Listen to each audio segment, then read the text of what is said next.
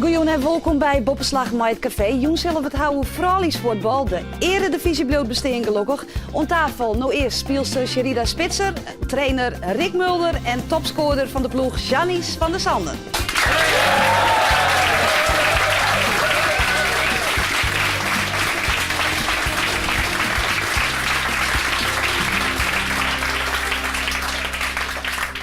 En het is hier hartstikke vol in het café. Het publiek Joen bestaat vanzelfs uit de voetbalsters van Sportclub Heerenveen en voetballers van VV Arem.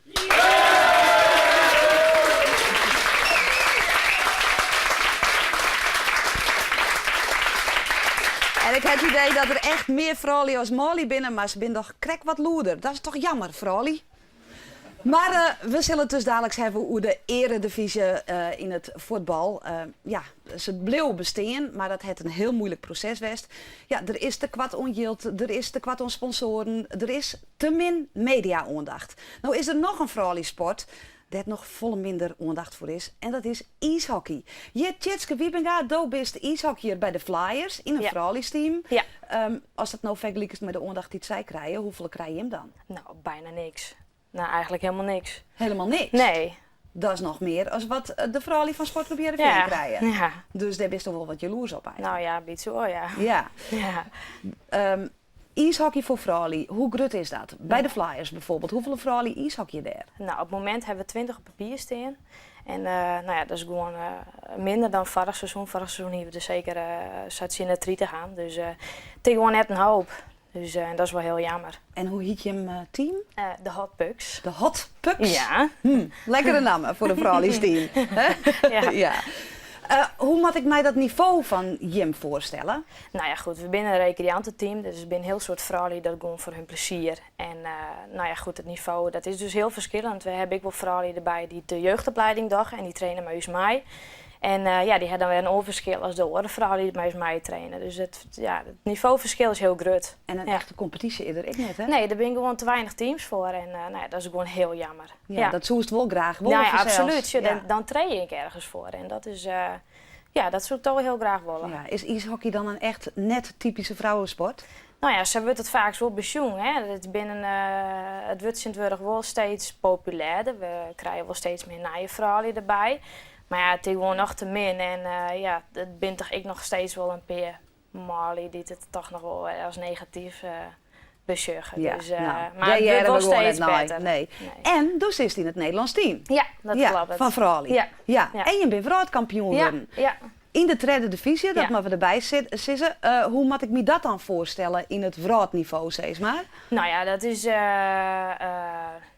tweede divisie. Er zit nog een tweede divisie, daar ben we dus nou naar promoveerd? Ja, klopt. En dan is er nog een eerste divisie en dan is er nog een A-divisie. Er moet nog heel wat promoveerd worden dus. Ja, absoluut. Ja. Maar dit is al een hele mooie opstekker, of net? Ja, heel mooi. Ja. Wat is die grote einddoel? Ken je hem bijvoorbeeld ooit nog eens naar de Olympische Spelen? Dat is een droom, ja. Dat is toch een droom? Ja, tuurlijk. Ja, daar doe je het voor. Dat is een droom. Ja, absoluut. Zit het erin? Ik hoop het. Trainen. Trainen. Zij is het. Ja. Tjitske, een heel soort succes. Dankjewel. Dank je wel voor de komst hierin. Ja. En power, maar die is ook Dank je wel. Dank je wel. Dit wie Tjitske Wiebinga van het ijshockey. Nou, waarom naar de sport van de Arroende Wieken? Wat gebeurde er al hier? Een heel soort. Goed nice. Sven Kramer stiet weer op het ijs. Bij deze alle sterkte. Dat is wel nedig, want heel makkelijk giet het nog net. Ja, dat vind ik wat overdreven. Maar Michel? We moeten positief blijven denken, dus komt goed denk ik. Dit zelfs ik raar blessure is. Hij hong aan de rekstok. En doe? Ja, ik bleef heen. Ja, hingen zeggen ze dan hè. Dat is ook wel eens fijn. Fijn. Heel dol net fijn. En wat ik net leuk is de onzekerheid over het vrouwenvoetbal. Bleef hier de divisie of net? Ik hoop het wel, ik ging wel vanuit. Nou, zo makkelijk luidt het net. Echt goed giet het net. Dat moet dus oors. Ik heb wel trom modder in Bleeuwen. Voordat ik kwam, waren ze eigenlijk wat overbodig bij de club. De kans schat ik groter in dat het einde is dan dat wij inderdaad trooien. Dat is wel heel negatief. We lezen de vraag weer voor aan Michel. We moeten positief blijven denken, dus komt goed denk ik. En gelukkig, het kwam goed. De eredivisie bleef bestaan. Of dat ik hield voor de BAM-ploeg is maar de vraag. Coach Jillet Anema had skiersinocht van de onderhandelings over een nieuw contract. Ik maak me wel zorgen. En wat het gaat worden, ja, geen idee. Nou, wij ik net. Feit is dat Neffens Anema de BAM net volle verstand van reetrieden had. Ja, dan ben ik wel heel verdrietig. Dat moet opgelost worden. Dat komt allemaal komt er wel goed. Dat hoop je we dan maar. En dan nog Uzepke. Die ziet het weer een nieuwe uitdaging, maar een nieuwe combinatie. Dat is echt een zotte combinatie. De Cassina Koolman. Wat zei ze nog het coachterhuis van? Een beetje anders, hè? De combinatie slagen nou nog net, maar Epke? Think positive. Luister naar Michel. We moeten positief blijven denken, dus het komt goed denk ik. Dat komt allemaal komt er wel goed. Ja, nee, absoluut. Ja. Ja, zei het Jillet aan, maar we hopen dat het slaget met de BAM-ploeg. Nou ja, en we hopen dat het slagen met de Eredivisie Vrouwen, dat bestaan bleef zo. En jawel, het is bestaan bleven. Hier aan tafel eerst de eerste ronde, steeds maar de trainer Rick Mulder, Sherida Spitsen en Janice van der Sande. Rick, heb je erg zorgen gemaakt? Ik heb me erg zorgen gemaakt, ja. Want jij dacht, Nou, misschien komt er wel een eind aan. schatte je de kans groter in dat er een einde aan kwam dan dat het doorging? Nou, dat nog niet, maar er was vanuit de club was het 50-50. Het kon aan beide kanten op gaan. Ja, goed, en als je niet hoort dat het door kan gaan, ja, dan blijft er constant twijfel bij je in je hoofd. Je zegt vanuit de club? Ja.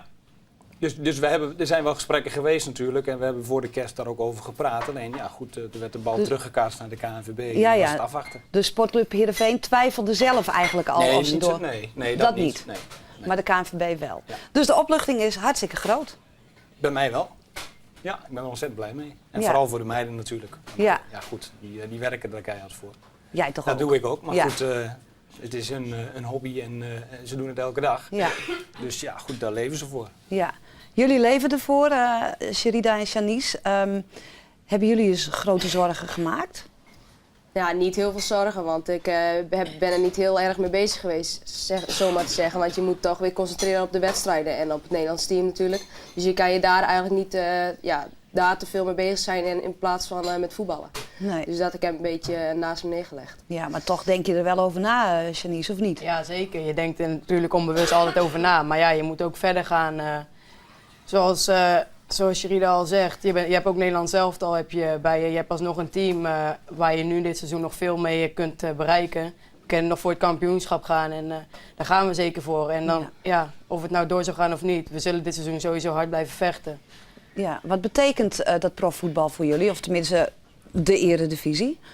Nou, je moet elke dag trainen. We trainen elke middag om 4:30. Nou, je moet 4:15 aanwezig zijn. En meiden moeten uit Groningen komen, moeten uit Snee komen, ik bijvoorbeeld. En mensen die wonen ook in Heerenveen. Dus ja, en je moet er daarnaast nog werken, want je krijgt er niet voor betaald. Dus je moet er wel veel voor laten. Ja, je leven wordt beheerst door het voetbal. Ja, dat zeker. Ja. Heel mijn leven is eigenlijk veranderd. Ik voetbal nu eigenlijk vanaf mijn 12e. En toen werd ik gescout voor FC Utrecht en dat is eigenlijk heel snel gegaan. Nou, nu woon ik in Heerenveen, studeer ik hier en ik voetbal hier en ik heb het onwijs naar mijn zin. Nou, hoe mijn leven was voor mijn 12e was gewoon echt heel anders. En nou leef ik gewoon echt voor het voetbal en ik geniet ervan. En als ik dan hoor dat jullie 6 keer per week trainen, dat is echt een profbestaan bijna. Ja, dat wel, maar we hebben het wel op amateurbasis, dus we krijgen niet zoals... Geen geld? We krijgen geen geld, nee. Dus dat is even het verschil. En dan komt Bas Dost in zijn grote auto aanrijden? Ja, en dan komen wij aan met de fax. Dat is toch wel een heel vervelend. Ja. Daar denken wij ook wel van, nou, wij wouden ook wel in een dikke Audi rijden. Ja, maar ja, zo is het dus niet. Nee, zo is het niet. En, we zijn ook blij met de Fox natuurlijk. En al die kleine beetjes die helpen, want je doet er wel heel veel voor. En als je dan bijvoorbeeld een auto van een club hebt en je kan wonen in Heerenveen, in de huis van Heerenveen, dan ben je daar al heel erg blij mee. Ja, wat zou het voor jou betekend hebben als dit nou afgelopen zou zijn na dit seizoen? Wat zou je dan gedaan hebben? Nou, ik zou het eigenlijk heel eerlijk gezegd echt niet weten. Ik wil sowieso wel verder gaan met voetbal. En ik zou ook wel naar het buitenland willen, maar ik ben nog hartstikke jong. En ik moet mezelf nog goed gaan ontwikkelen in Nederland. En als dit zou stoppen, ik zou sowieso wel verder gaan. Maar hoe, ik zou het echt niet weten. Je zou weer teruggaan naar VV Sneek? Nou ja, als die bijvoorbeeld dames hoog een club of een team hebben, dan zou ik dat wel willen, ja. Want het is toch mijn oude club geweest altijd. Ja, het zou dan weer terug bij af geweest zijn eigenlijk, hè? Dat denk ik wel. Ja. En dat... Moet eigenlijk niet. Want dan Nee. haal je het niveau alleen maar weer naar beneden, terwijl het juist omhoog moet. Ja, dus wat dat betreft hartstikke mooi. We gaan straks met anderen weer over de toekomst hebben, van hoe het komt. Maar we moeten het ook vooral over nu hebben. Rick Mulder, je hebt de dames tot nu toe naar de tweede plek in de competitie gebracht. Hoe heb je dat gedaan? Nou, dat hebben ze zelf gedaan. Ja, maar jij bent de trainer. Ja, maar goed, het heeft vooral te maken met, ze zijn 4 jaar geleden begonnen, heel jong. En ze zijn gaan trainen en van 4 keer naar 5 keer in de week. En dat heeft gewoon tijd nodig. En de jeugd bij de jongens, die trainen vanaf hun 12e 4, 5 keer in de week. Maar goed, dat geldt ook voor die andere clubs. Hè? Dus Dat klopt. 3 jaar lang onderin gebungeld, om het zo maar te zeggen. Ja. Wat is er nu veranderd? Ja, goed, we hebben meiden erbij gekregen die iets extra's brengen. De topscorer. De topscorer Journeys. bijvoorbeeld, een goede keepster erbij gekregen. Ook meiden die er nog tegenaan hikken tegen de basis, laat ik zo maar zeggen. Er zijn een goede stel meiden die ontzettend veel ambitie hebben om er te komen. Dus de training is gewoon goed bezocht en maar ook kwalitatief geven ze genoeg. Ja. Nou ja, dat stuurt elkaar wel omhoog natuurlijk. Ja. Wat is zijn kwaliteit, Sherida? Ja, wat is de kwaliteit? Dat vind ik altijd heel moeilijk om te zeggen. Maar het is een rustige man. Hij brengt, waar je mee zit, kan je altijd bij hem komen. En hij helpt je ook in dingen waar je zelf nog niet goed in bent. Nee.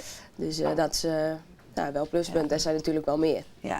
Nou ben jij van Utrecht overgekomen naar Sportclub Heerenveen. Wat is het grote verschil tussen Utrecht en Heerenveen? Nou, het grote verschil, ik krijg hier van het trainen veel meer vertrouwen. En daardoor ben ik eigenlijk topscorer. Ja, je doet het niet alleen zelf. Er zijn ook de mensen om je heen die je ergens naartoe brengen. En dat helpt mij vooral. En ook dat ik gewoon meer minuten krijg hier. Dat is eigenlijk een heel groot verschil. Want daar zat ik op de bank en en hier krijg je het vertrouwen. Ja, inderdaad. Ja. En ik moet me ontwikkelen. Ik ben nu 18. En als ik daar op de bank zou blijven zitten, zou ik niet ver komen. Nee. Nou zouden jullie hartstikke veel vertrouwen moeten hebben. Want jullie zitten beide bij Oranje, toch? Ja, dat klopt. Dus volgens mij hoger kan je niet komen. Nee, dat is waar hier niet. Nee. Was dat nou een van je mooiste dingen, Sherida, dat EK 2009? Ja, zeker. Ja? Als ik een van de ervaringen moet noemen, dan is het wel het EK. Als heb ik niet gespeeld, dat is dan wel jammer. Maar om erbij te zijn, dat is dan een hele mooie ervaring. Ja, dat is ook heel belangrijk geweest voor het vrouwenvoetbal, toch? Ja, dat zeker. EK. Dat heeft een ledenaanwas gezorgd van onderaf. Ja. Dat klopt. Ja. Weet je nog hoe mensen reageerden op hoe jullie daar speelden? Nou ja, we hoorden van buitenaf. Dus hier in Nederland leeft het heel erg. Maar ja, zelf maak je dat natuurlijk niet mee, omdat je in Finland dan zit. Maar het leefde hier wel meer dan dat daarvoor. Zullen we het eens laten zien? Nou ja, is goed. Oké, komt-ie.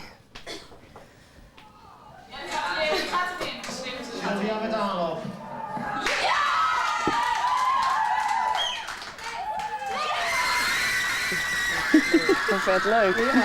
Dit heb ik helemaal nooit gezien. Dit heb ik nog nooit gezien. Ik heb nog nooit gezien. Oh, vet leuk, hé. Ja, dit was met de kwartfinale, hè? Ja.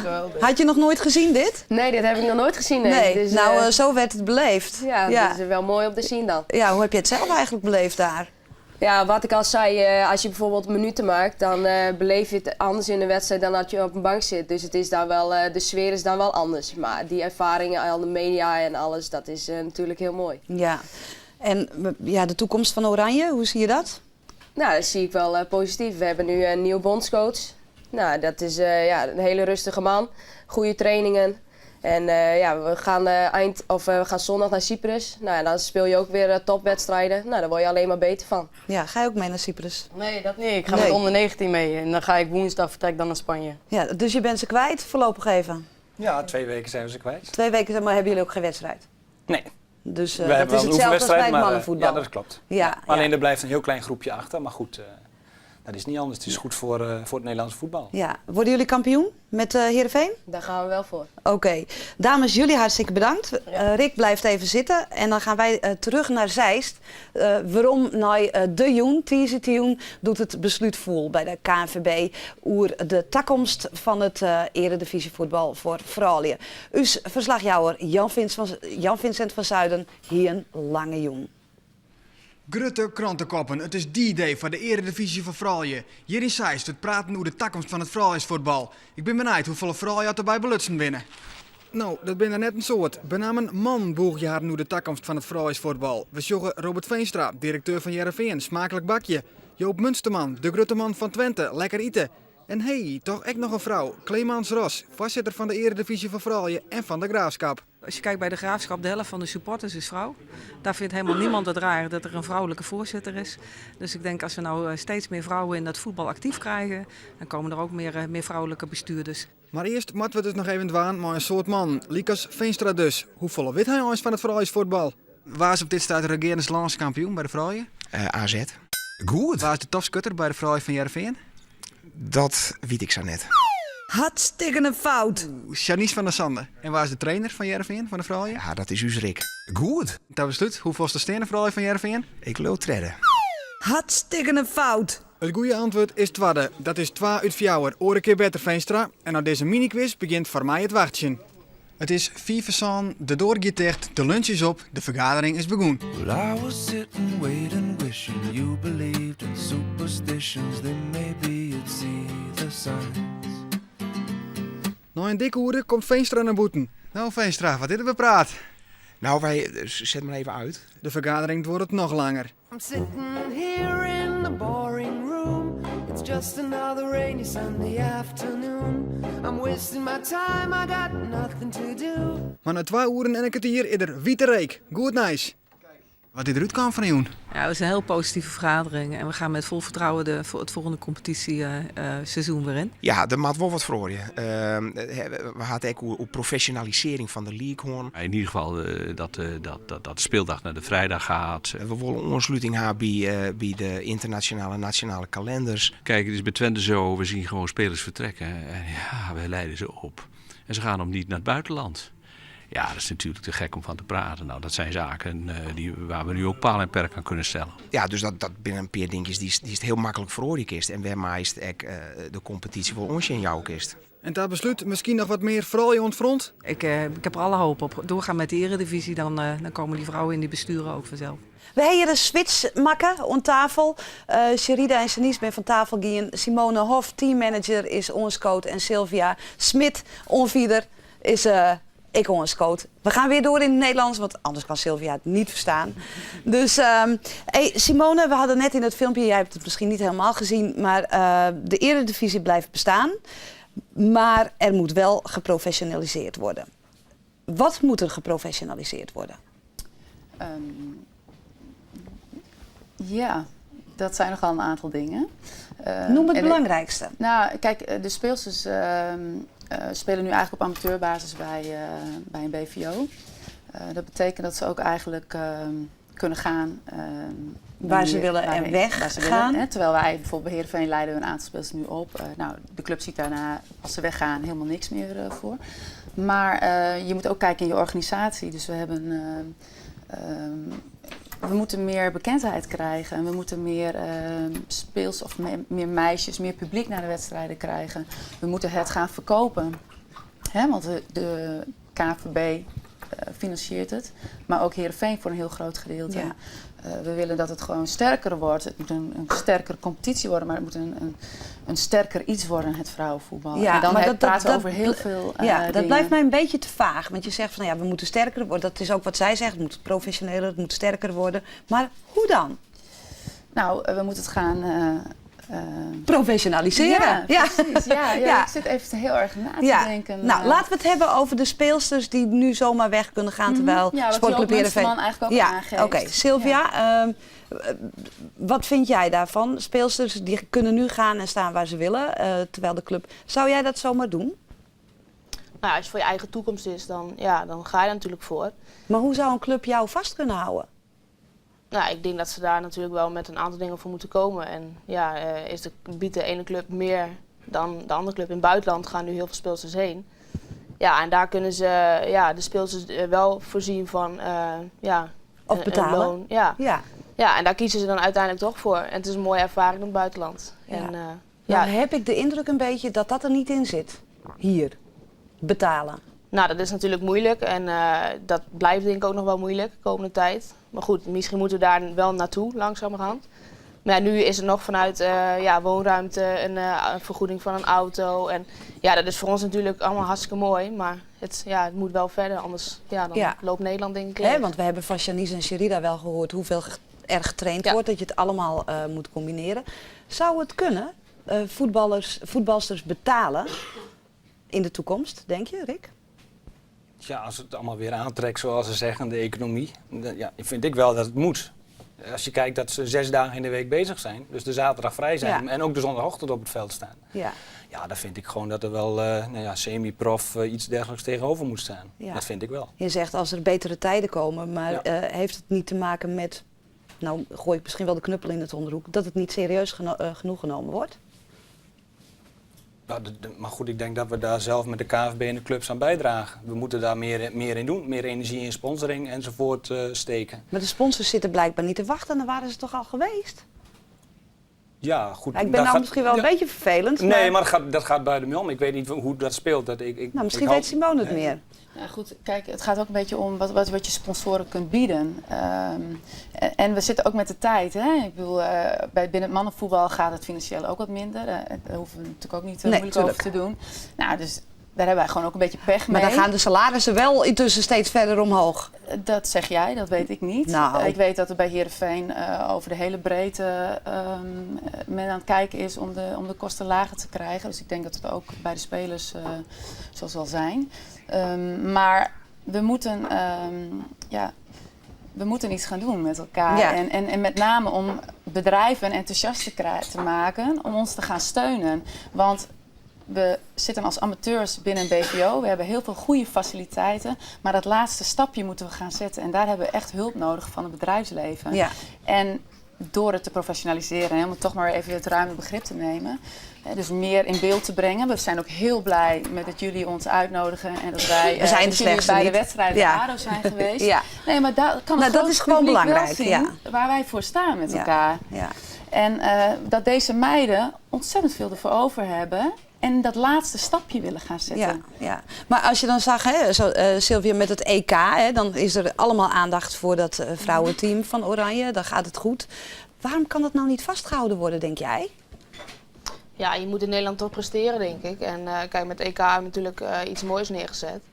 Ja, en dat moeten wij nu doortrekken. En ik denk als Heerenveen zijn, doen we natuurlijk hartstikke goed dit seizoen.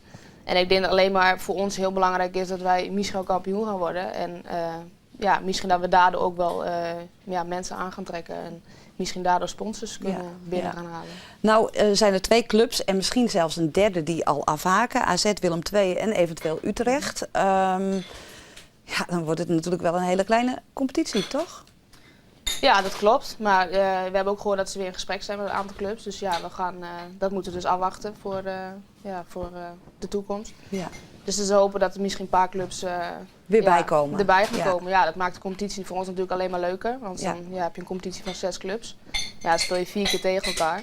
Ja, dat is natuurlijk mooier als je meer clubs hebt. En, ja. Aan de telefoon hebben wij een Friesin, Loes Geurts. Komt oorspronkelijk van Bolsward. Loes, jij was bent de keepster van AZ. Ik zit al in de verleden tijd te praten, maar dat is helemaal nog niet zo natuurlijk. Jij keept nog heerlijk bij AZ, maar dat is het komend seizoen afgelopen. Hoe is dat bij jou gevallen? Ja, heel vervelend natuurlijk. Het is niet zo goed nieuws. Maar ja, zoals je al zegt, het seizoen loopt nog wel eventjes. Dus dat maken we gewoon af. Maar heb je daar nog wel zin in? Ja, natuurlijk heb ik er zin in. Oké. Ja, straks is het geen AZ meer en moeten we op zoek naar een andere club. Maar ja, je voetbalt toch voor jezelf en niet voor de club. Dus je wil ook een prestatie neerzetten voor jezelf en voor je team. Ja.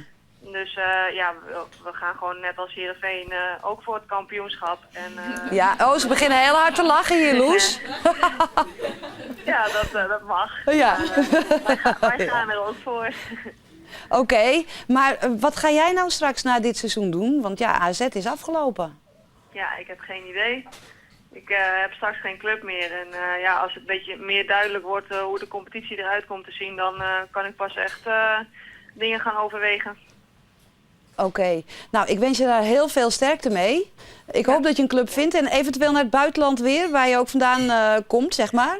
Nou ja, ik heb alle opties open eigenlijk. Ik heb echt nog geen idee. Oké. Nou, we wensen je veel succes en we blijven het volgen. Dankjewel, Loes. Ja, dankjewel. Jongens, hoe komt het over 5 jaar? Hoe staan we ervoor over 5 jaar met de vrouwen in de Eredivisie? Nou, als je kijkt naar de ledenaanwas van onderaf. Heel veel jonge meiden zitten op voetbal. Wij hebben ook talentendagen.